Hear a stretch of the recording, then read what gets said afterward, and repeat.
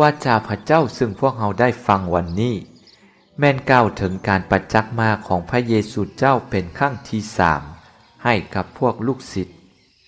หลังจากที่พระองค์ได้กลับเป็นขึ้นมาแต่ละครั้งที่พระเยซูเจ้าประจักษ์มาพวกลูกศิษย์ล้วนแต่อยู่ในความย่านกลัวความโศกเศร้าและสิ้นหวังส่วนพระเยซูเจ้าผู้กลับเป็นคืนมาจากความตาย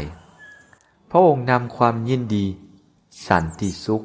และความหวังมาให้พวกลูกศิษย์ดังในวาจาพระเจ้าวันนี้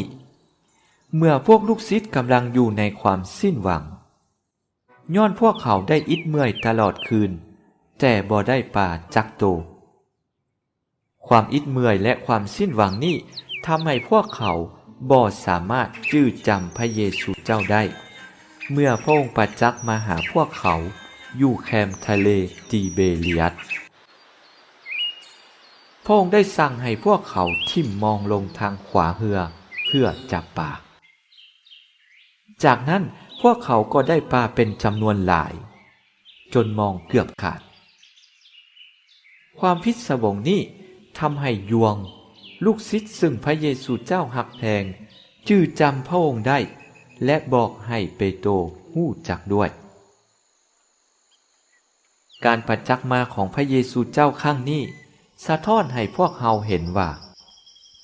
พระองค์ทรงอยู่เคียงข้างพวกเราเสมอบ่ว่าจะเป็นยามยุ่งยากอิดเมื่อยและสิ้นหวังพระองค์บ่ได้ปะทิ่มพวกเราแต่ทรงอยู่กับพวกเราเสมอเพื่อช่วยพวกเราให้พบกับทางออกของปัญหาชีวิต